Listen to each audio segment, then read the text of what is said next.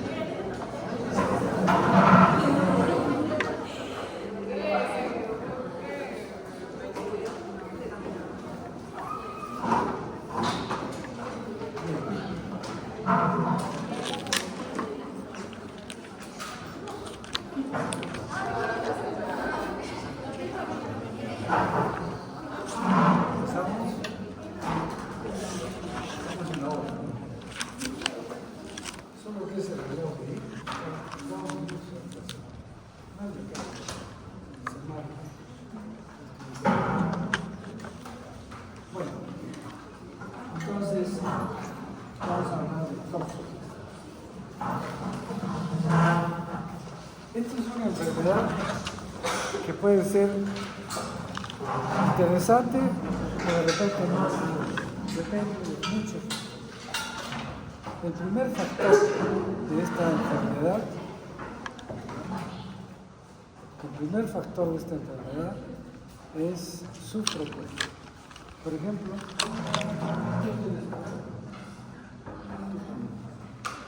tú también, tú,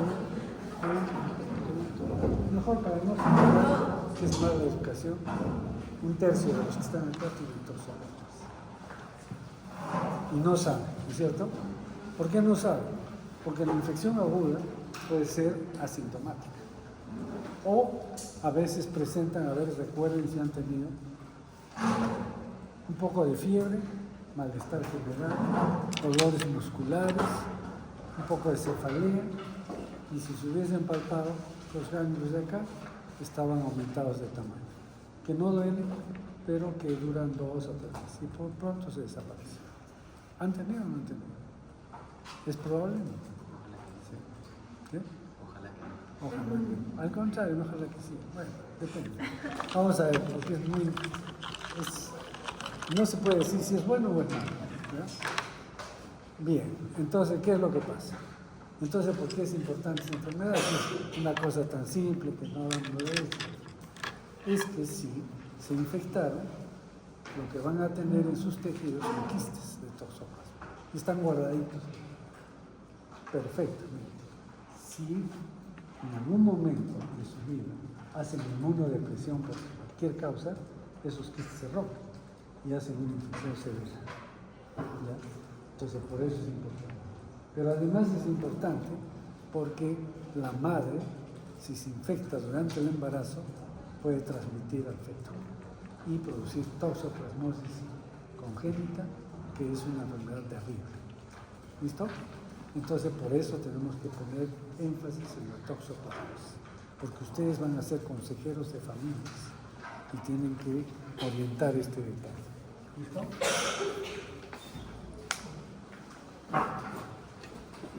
Sí, caso 1. ¿Puedes leer? Toma aquí tu trago de agua. Caso clínico 1. Recién nacido de sexo masculino, nace en julio de 2012 por parto vaginal, peso 2 kilos 330 kilogramos, talla 44 centímetros, pese 28 centímetros.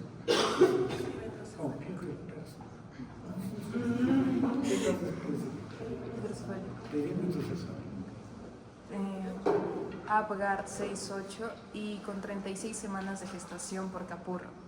Antecedentes maternos: madre de 19 años, primigesta, realiza 7 controles prenatales, curso con infección del tracto urinario durante el segundo trimestre. A las 28 semanas de gestación, la madre presenta amaurosis del ojo izquierdo de aparición brusca. ¿Qué es amaurosis? Es transferida a la ciudad de La Paz, donde realizan estudios de laboratorio y se diagnostica toxoplasmosis ocular, iniciándose tratamiento con pirimetamina, sulfadiazina y ácido fólico, que continuaba recibiendo hasta el momento del parto. Entonces, ¿qué cosa es? Es que está mezclado, ¿no? Acá habla de un recién nacido, pero ese recién nacido es de una madre que durante el final del segundo trimestre del embarazo hace una toxoplasmosis y que le lleva a una toxoplasmosis ocular con amaurosis de ese ojo. Y entonces le dan tratamiento, todo se acabó. Pero sigamos con el recién nacido. ¿Qué pasa con el recién nacido? Neonato que nace con edema generalizado, microcefalia, dificultad respiratoria con Silverman de 3 de 10, a los pocos minutos de vida, abdomen distendido con hígado a 4 centímetros por debajo del reborde costal derecho y vaso a 6 centímetros del reborde costal izquierdo. A su ingreso en neonatología se inicia tratamiento antibiótico con cefotaxima y amicacina. Los laboratorios al nacimiento con plaquetopenia 120.000 y leucopenia 2.500. Presenta al tercer día de vida convulsiones tónicas focalizadas. Se inician anticonvulsivantes persistiendo las convulsiones. Serología ELISA para positiva toxoplasmosis. IgG 390 microlitros por mililitro. VR hasta 32 microlitros por mililitro. IgM 4,3. ¿Ese VR qué es? Valor referencial. O sea, para saber si es alto o bajo. IgM 4,3 microlitros por mililitro. Valor referencial hasta 1,0 microlitro por mililitro. Se decide inicio de tratamiento con sulfadiazina y pirimetamina. Al cuarto día de vida presenta cuadro compatible con una coagulación intravascular diseminada y fallece. Entonces, este es un típico caso de toxoplasmosis congénita, ¿no? La madre queda con amaurosis porque hizo infección aguda durante el embarazo y su niño hace una toxoplasmosis congénita que finalmente fallece. Vamos a ver un segundo caso. Caso clínico 2. Paciente de sexo masculino de 25 años con antecedentes de VIH, carga viral 20.800 copias y CD4 13 células a julio de 2017. Cuando se confirmó su diagnóstico en tratamiento retroviral con tenofovir 300 miligramos, entricitabina 200 miligramos, efavirenz 600 miligramos. Presentación de una tableta al día.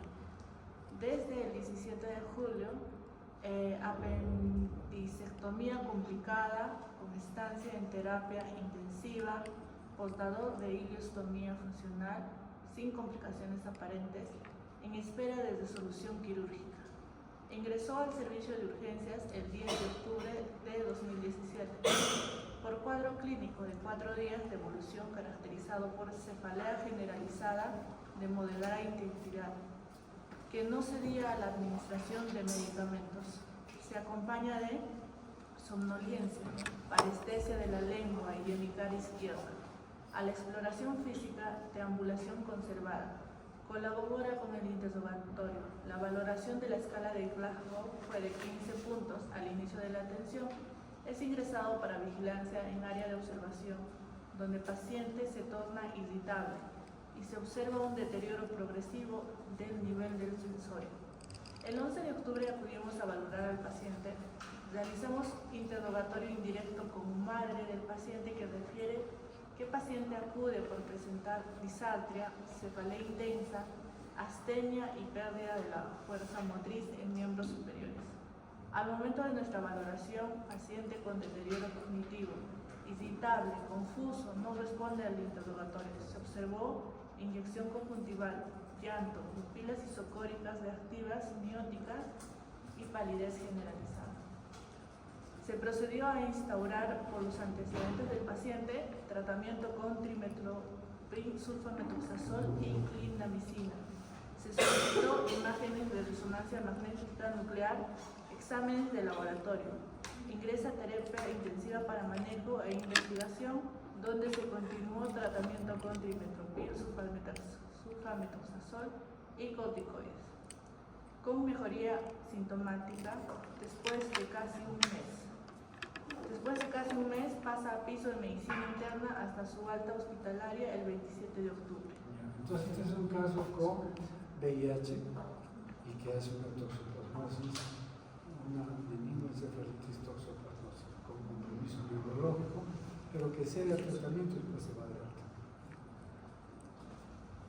Estos son los exámenes del laboratorio, quizás solamente para mostrarles que se hace estudio para varias enfermedades infecciosas, porque el diagnóstico diferencial es raro. Por ejemplo, el BDRL, ¿para qué es esto? ¿Ah? Sí. Citomegalovirus, es otra enfermedad que puede causar también lo mismo. Toxoplasmosis, rubiola, y no hay tuberculosis. Y los resultados de la resonancia magnética se observan imágenes intrapariematosas interintensas en ambos hemisferios con la misma televisión. La radiografía de tórax y la o sea, tenía una meningoencefalitis toxoplasmósica. Este es el caso 3, a ver, para que no te duermas. Paciente con un cuadro de toxoplasmosis cerebral que inicia con crisis convulsivas y repetición y mal estado general.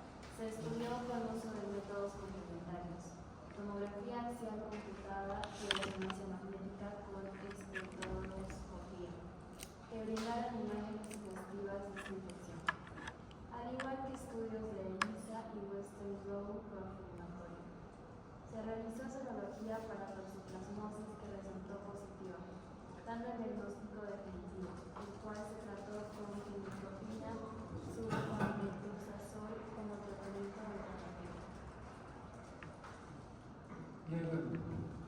Resonancia magnética en secuencia T1 de encéfalo a nivel de los ventrículos laterales, supratentorial e interaxial, donde se observan lesiones hiperintensas en regiones frontal derecha y parietal occidental a nivel de los ganglios basales. Esas son las lesiones.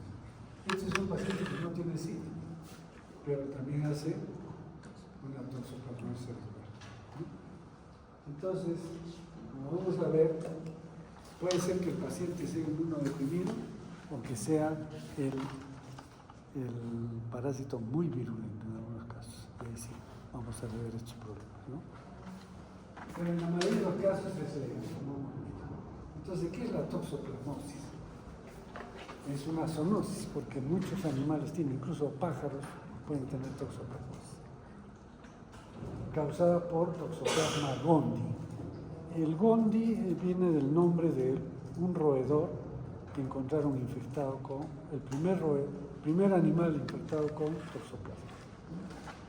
Y se llama el protozoa intracelular capaz de localizarse en cualquier órgano del hospedero. Entonces, vamos a ver esta imagen. Esta imagen es interesante porque, ¿qué ves ahí? A ver. Veo alguien con su mascota en cuenta. Nada más, si tienes esa. Una chica. Ah, es una embarazada, si no me equivoco, ¿no? Es una embarazada y está con su gatito. El peor error que puede cometer una embarazada. ¿Por qué? Porque el gatito es el hospedero definitivo de esta enfermedad y elimina ooquistes que pueden infectar a la persona. Y la embarazada está muy alegre, pero puede ser que después tenga una toxoplasmosis congénita. La gravedad de esto. Y este es el producto de una toxoplasmosis congénita. Micromacrocefalia, como el que hemos visto, con hipotonía, hepatosplenomegalia, retardo motor, etc. No puede succionar, no tiene reflejos, realmente muere. Esta es una toxoplasmosis congénita. Bueno, ya, si preguntamos a un grupo de personas, sobre todo si son franceses, ¿quiénes tienen toxoplasmosis? Ellos,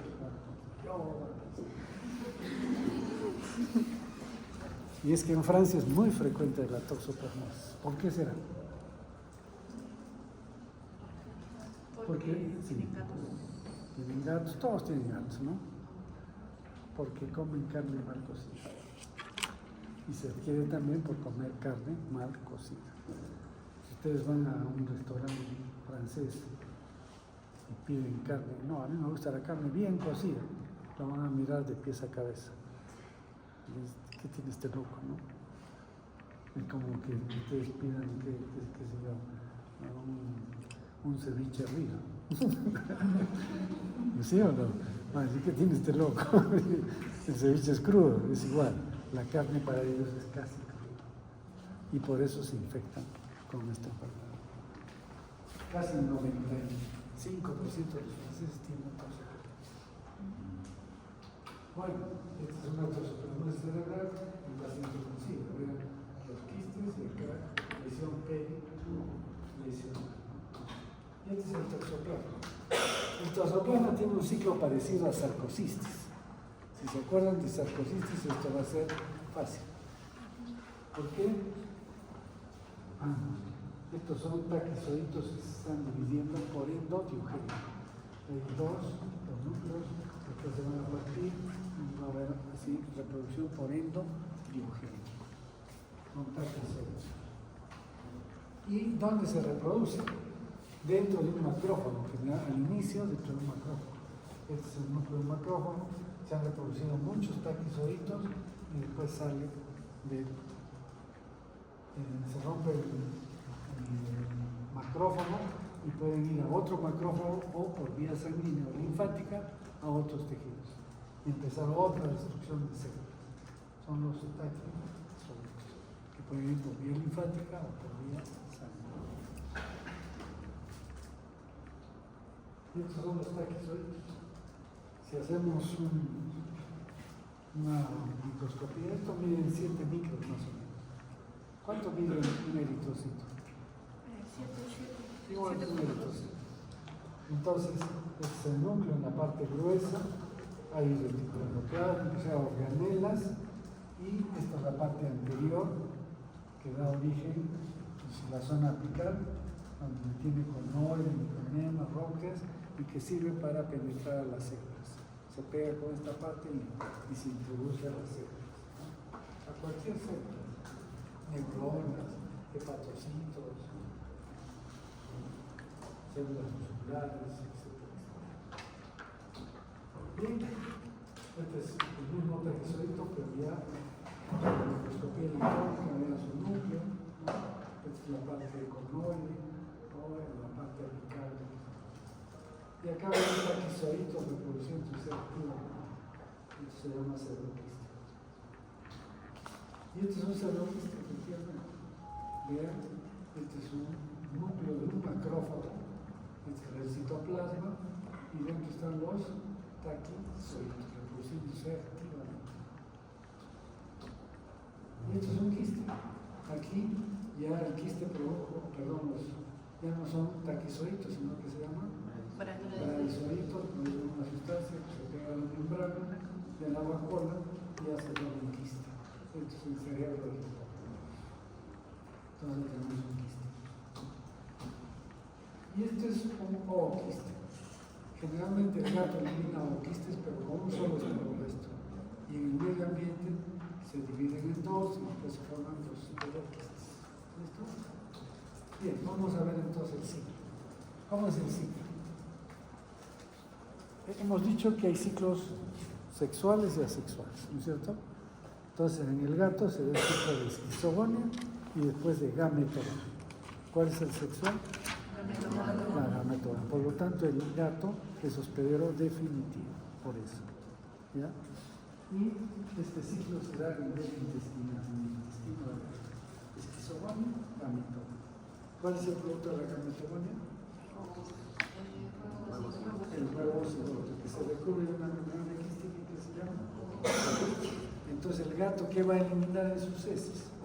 Oquistes inmaduros. ¿Dónde se va a producir la esporogonia? Es decir, ¿dónde se va a formar el oquiste maduro? En el pie, 2-3 días para que se forme el oquiste maduro. ¿Qué significa? Que se divide primero en 2 esporoblastos y cada esporoblasto se recubre en membrana quística y forman 4 esporocitos. ¿Está claro? Y en el hombre y muchos animales como pájaros, otros mamíferos, roedores, ¿qué se va a dar? Solamente la endodiogenia. ¿Con qué se infecta? Con el oquiste maduro y va a formar endodiogenia. ¿Qué forma la endodiogenia? Pseudoquistes, y cuando aparece la inmunidad, ¿qué forma? Quistes, con bradizoides. ¿Sí? Eso es, en resumen, es el ciclo. Pero vamos a ver que se complica un poco este ciclo porque el gato puede ser hospedero definitivo, pero también puede ser hospedero intermedio. Por eso al gato le llaman hospedero completo, porque puede ser definitivo, pero también puede ser intermedio. Mientras que el hombre y estos otros animales siempre son intermedios. El gato no solamente es el único, sino felinos en general. En selva, por ejemplo, hay muchos felinos que pueden también ser hospederos definitivos. Y de hecho, en selva es muy frecuente. Vamos a ver entonces algunos detalles. Entonces, ¿qué va a eliminar el gato? Después de hacer esquizogonio y gametogonio, o quiste maduro, que desarrolla en el medio ambiente. Y tiene 2 especies con 4 porocitos cada ooquiste. Entonces, ¿esto a quién va a infectar?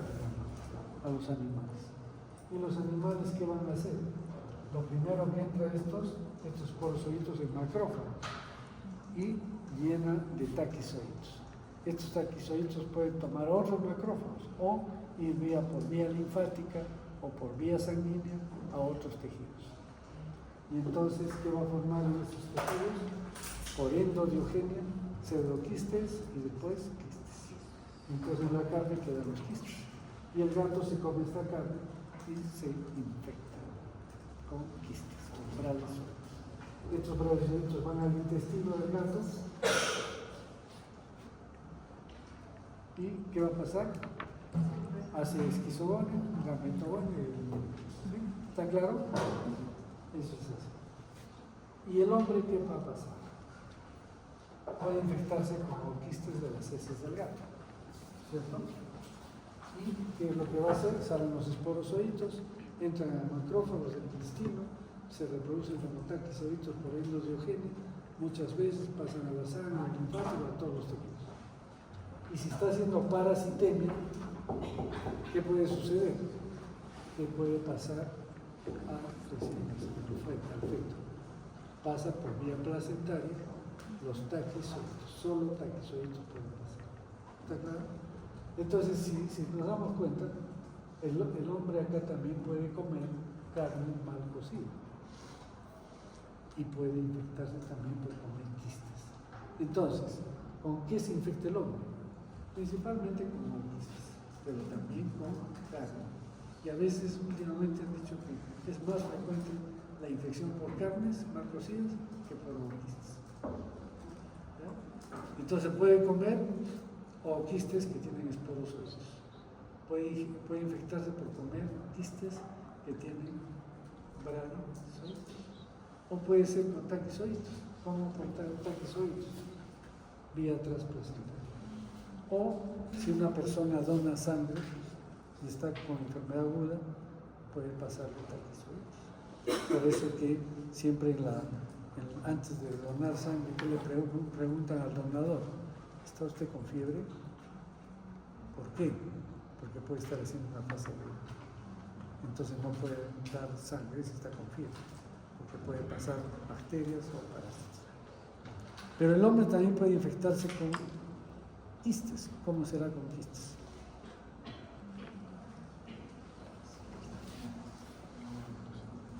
Si come carne, es con quistes. Pero de persona a persona. Tendría que ser canibalismo, ¿no es cierto? Pero no es necesario. ¿Qué puede ser? Trasplante de órgano.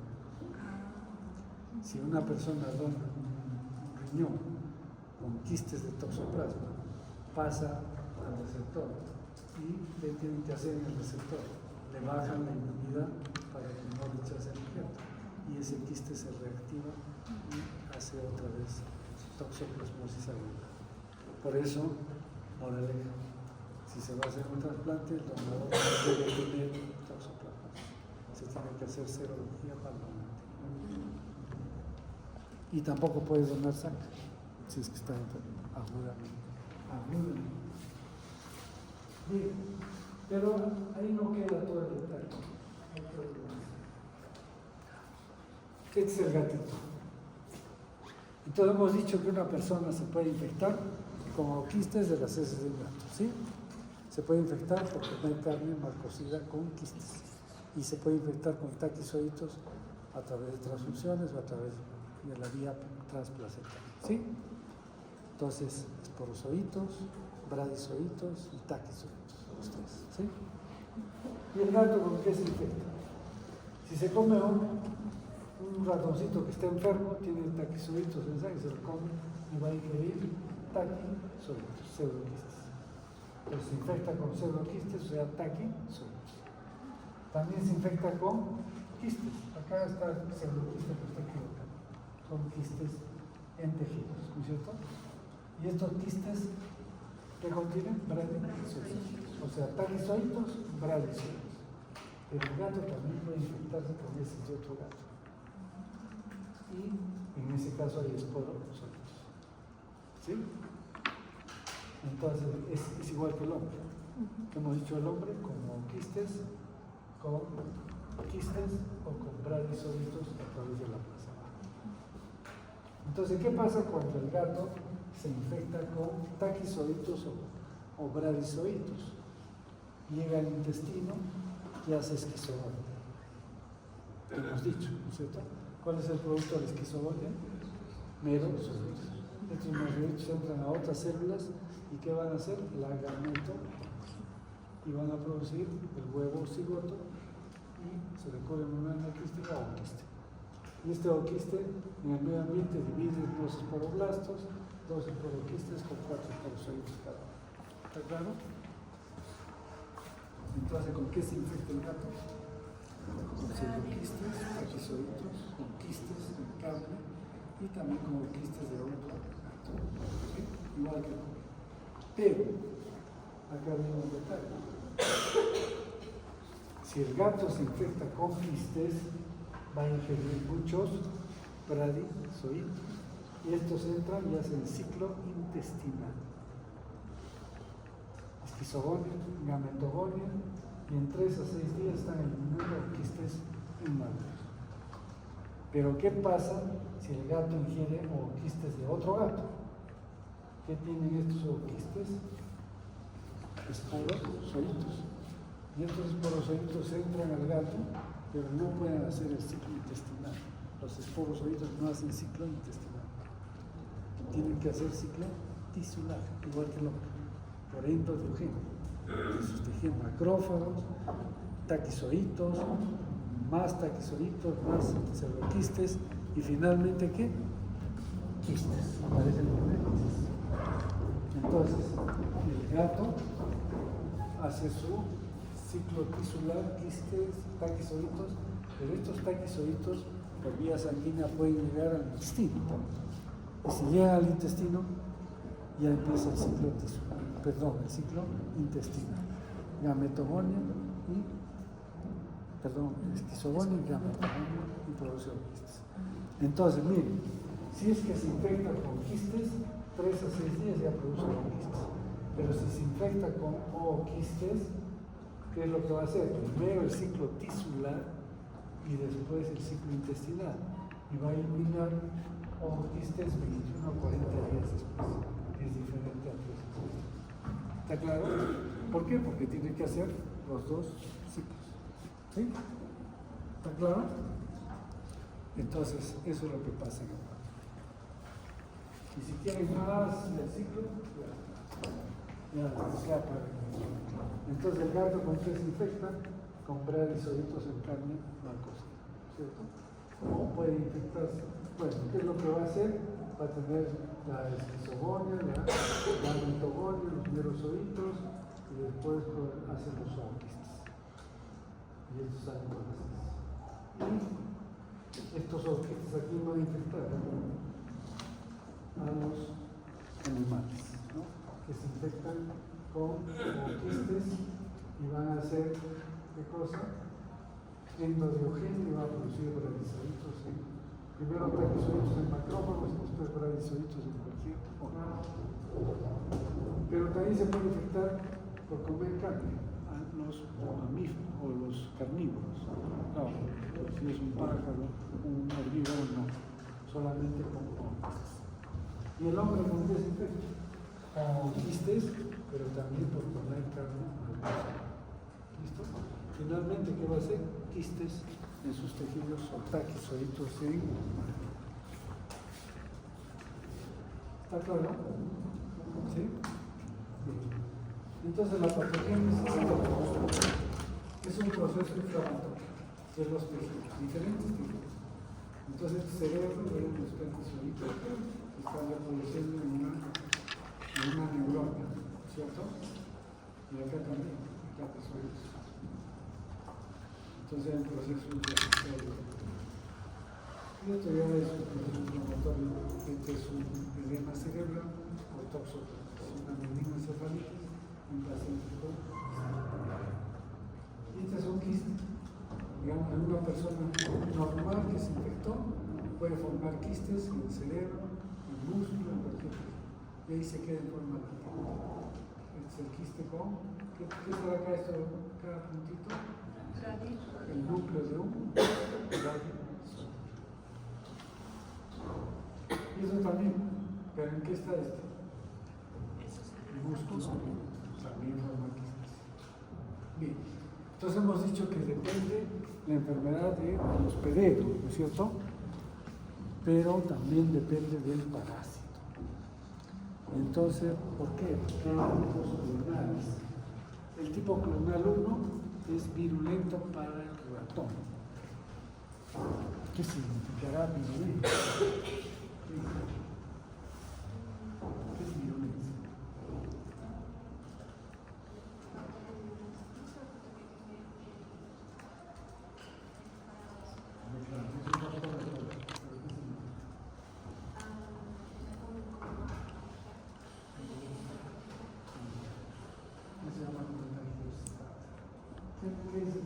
¿Qué será virulencia?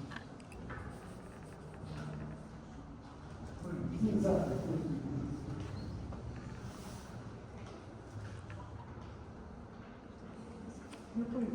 ¿Cómo me ha dicho la doctora Economía? Ten cuidado con tus alumnos que todos buscan en el celular. ¿Ah?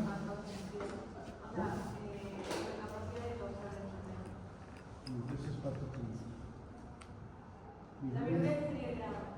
Ah, el grado. Entonces, ¿cómo será el grado de patogenicidad? Virulento es que produce casos graves o fatales. Por ejemplo, el SARS-2 que producía, COVID. ¿Es virulento o no es virulento? Sí. Muy virulento. Producía casos graves y fatales en gran cantidad. Eso es virulencia. ¿Ya? Entonces, ¿qué significa virulento para el ratón?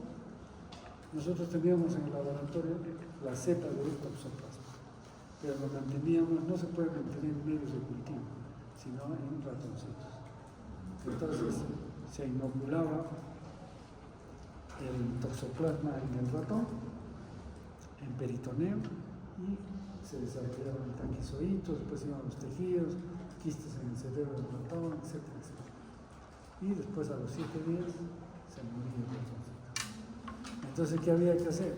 Sacarle del peritoneo los taquizoitos y volverlos a poner a otro ratoncito, y así mantener la cepa.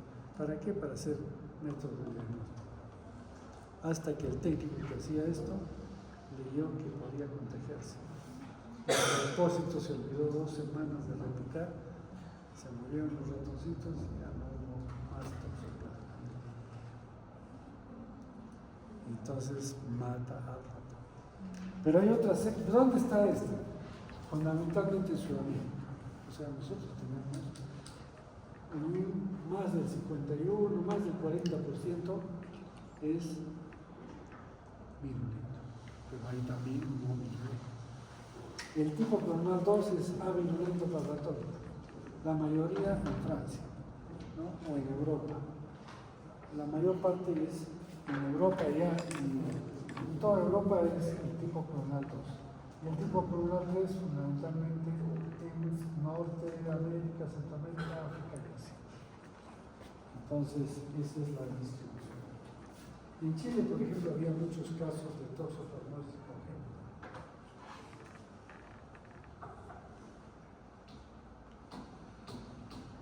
Bien. ¿Cómo es la clínica? Puede ser asintomática, como la mayoría de ustedes han tenido toxoplasmosis asintomática, no se han dado cuenta, ¿no es cierto? Pero ya tienen quistes guardaditos. Es su clínica, no tiene síntomas. Pero si es sintomática, la más común es la ganglionar, es la que les he dicho. Malestar general, fiebre, cefalea, dolores musculares y ganglios cervicales. Esa es la ganglionar. ¿No? ¿Con quién se hace el diagnóstico diferencial? ¿Cómo? Cuando tengo un paciente con toxoplasmosis ganglionar, ¿con quién hago diagnóstico diferencial? No.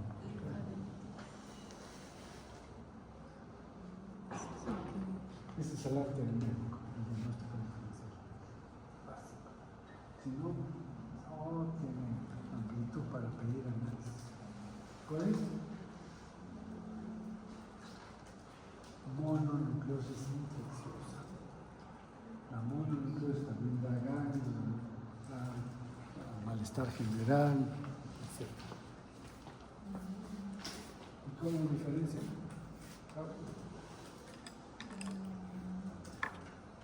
Le dan penicilina a la mononucleosis. ¿Y qué hace? Un rasgo. Bueno, ya eso lo verán en clínicas, pero deberían de haber hecho en microbiología. Por eso yo pedí que microbiología sea antes de parásito, porque acá sobre todo la tercera fase es de vectores, y son vectores de bacterias y virus.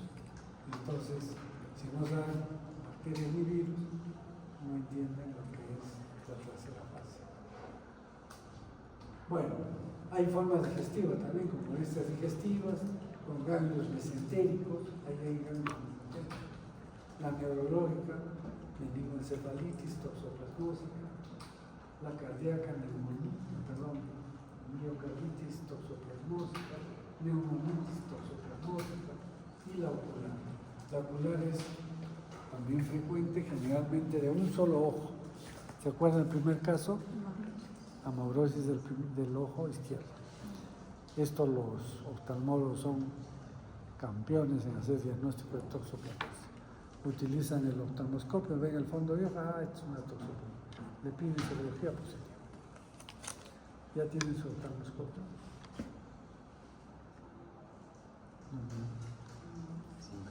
Es como que son soldados y no tienen fusil todavía. Ahora aprovechen Navidad, pídanle al niño, es buena gente el niño.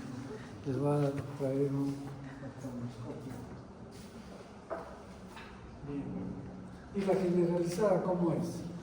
Es en pacientes que ya tienen algún grado de compromiso o que el toxoplasma es muy virulento. Entonces, ¿qué hacen? Generalizar. ¿Qué significa? Hepatoesplenomegalia, fiebre, ictericia, compromiso neurológico, cardíaco, etc.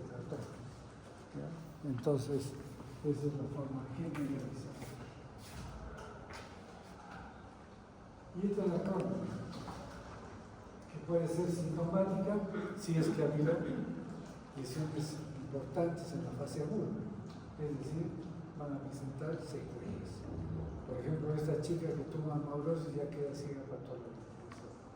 Esa es una secuela de toxoplasmosis aguda. O es asintomática, entonces ahí son pacientes que son portadores o tienen una infección latente. ¿Cuál es lo peligroso de esto?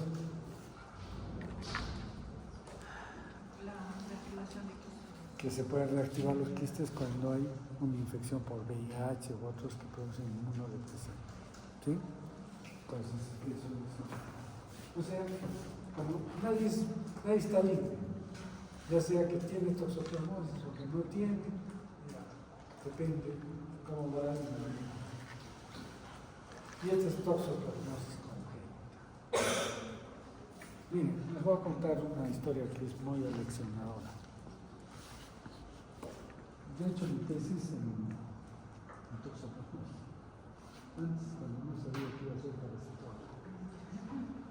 intestinos, ¿no? El intestino.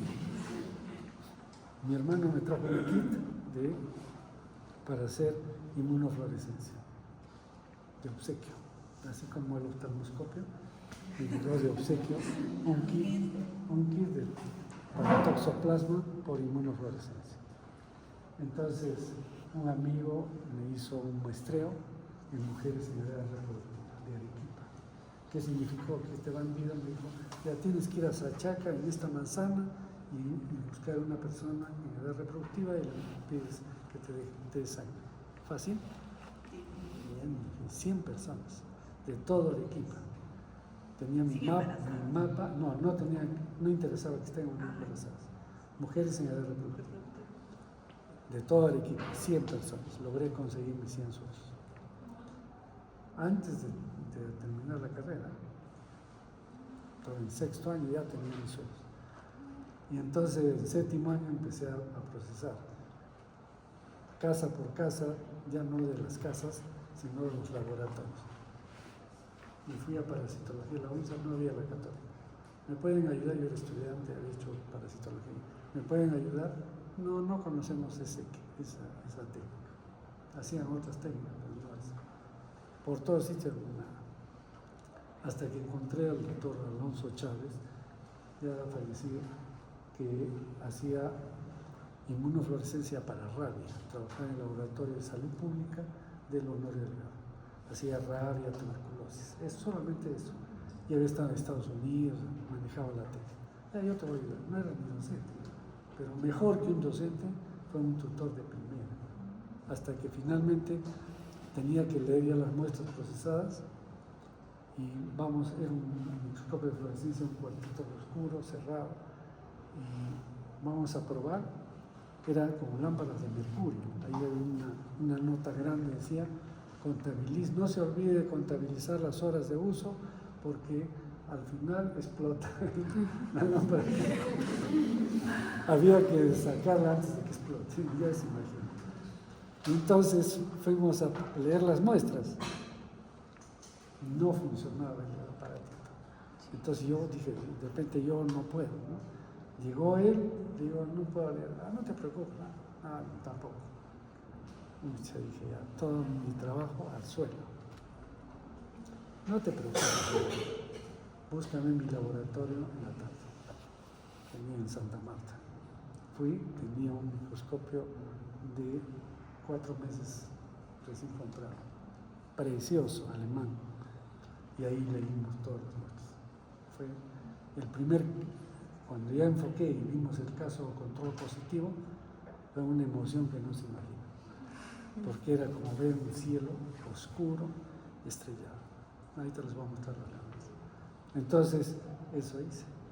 Entonces, la historia no va por ahí, sino que yo empecé a trabajar ya como parasitólogo y viene una señora con su hija para hacer dosaje de inmunoglobulinas para toxoplasma. Y era una señora de acá, de la secretaria, acá en la Universidad de la Católica. Y me reconoció, ¿cómo está, doctor? ¿Cómo está? Le digo. Y entonces, ¿qué es lo que necesita? Necesito que le hagan las pruebas de toxoplasmosis para mí. ¿Y por qué? Le digo, porque ella ha tenido toxoplasmosis congénita, ya ha tenido un aborto. Y el médico ginecólogo le ha dicho que nunca más puede tener hijos, porque si no va a tener otro aborto o van a nacer con malformaciones. Y entonces, como yo había leído toda la información para hacer mi tesis, estaba al día, ¿no? Y en ese momento hablaban de la psicosis toxoplasmósica causada por ginecólogos, y que en realidad era falso. Entonces ya habían demostrado que para que pase al feto tiene que haber taquizoitos en sangre. Y si no hay taquizoitos en sangre, no pasa pues lógicamente a la placenta. ¿Y cuándo hay taquizoitos en sangre? En la fase Cuando en la fase aguda, cuando recién se infecta. Pero si ya está infectada la persona, tiene quistes y ya está como vacunado, tiene inmunoglobulinas que van a impedir que se reactive. Salvo que tenga pues VIH o estas cosas, ¿no? Aunque algunos hasta el final insistieron en que no, es que en el embarazo hay inmunodepresión, pero esa inmunodepresión no es suficiente para que se rompan los quistes. Entonces yo le dije, señora, su hija puede tener hijos, no se haga problema, ¿está seguro? Y se fue feliz, ¿no es cierto? Ya imagínense, su hija era joven. Y entonces yo esa noche no dormí. ¿Saben por qué? Porque hay una posibilidad de 1 en 1000 que puede estar el toxoplasma en el endometrio. Y si está en el endometrio, se implanta la placenta y directamente pasa a la placenta y se produce aborto. Así que, pero es 1 en 1000, dije, no creo que sea tan fino, ¿no? Y después de 2 años me encontré otra vez feliz. Su hija había tenido un hijo normal y listo, se acabó la toxoplasmosis. Entonces esos conceptos, ya eso sí, en los 80, 81, 82, ya los tenía yo bien claros. Sin embargo, miren qué año. En el Lancet del 2007 vuelven a insistir en este tema. ¿Y qué dicen? Que si una persona, hola, ¿ya me llaman? No moleste.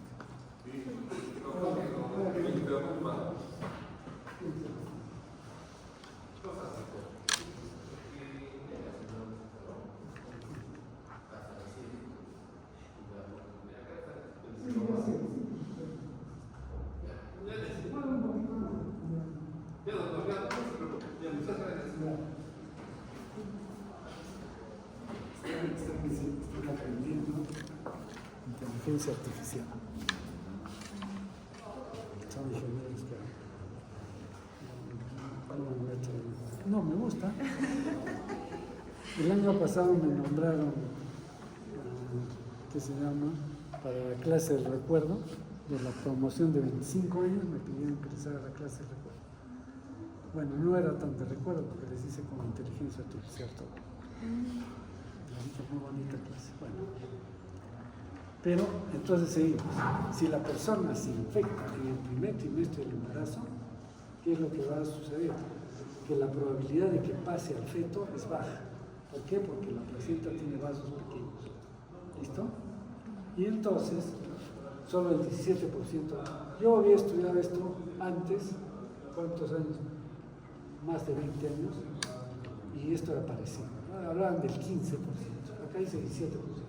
Pero si pasa, ¿qué va a haber? Daño severo. ¿Qué significa daño severo? Aborto.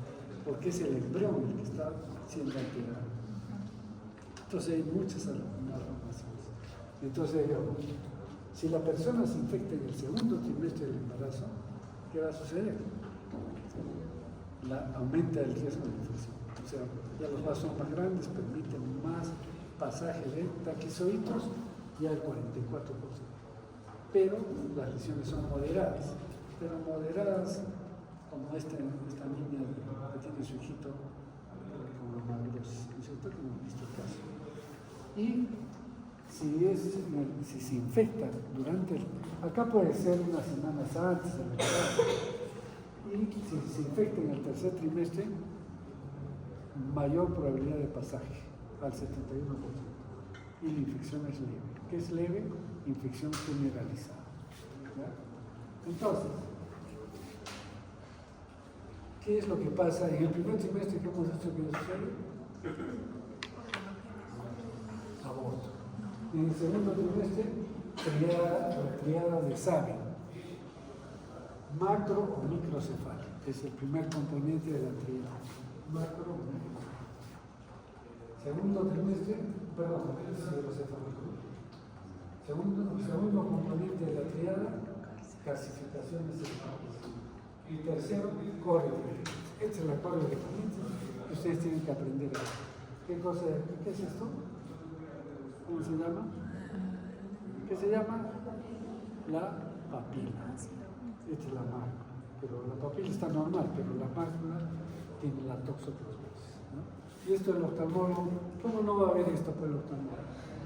¿Sí o no? Hace muy rápido el diagnóstico.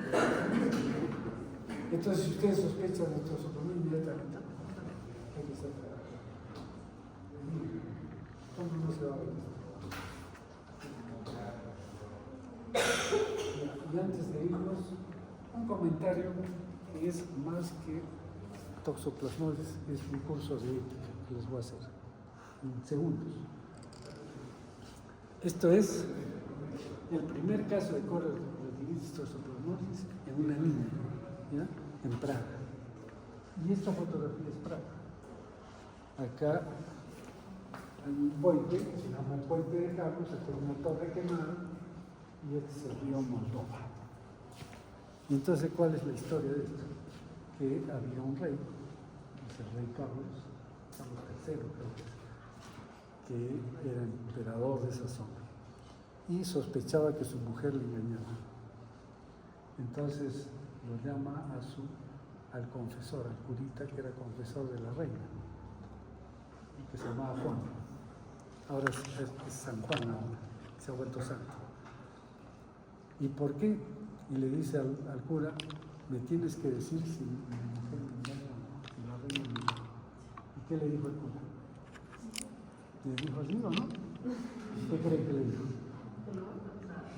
Le dijo, eso es secreto de confesión.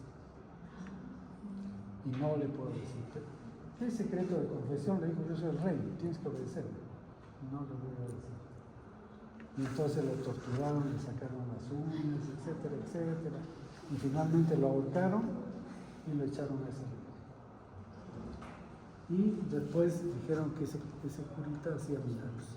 Entonces tiene una estatua de este porte de bronce en ese puente, a esta altura, ¿no? Esta crucecita por acá. Y entonces la gente viene, creo que es esto, no sé, por ahí está. Que la gente viene y le frota el pie descalzo. Y entonces, como es de bronce, eso está amarillo. Dicen que eso es buena suerte, que le pides un deseo, es un cuento, ¿no? Pero esa es la idea de esto. ¿Y por qué les tengo que decir eso?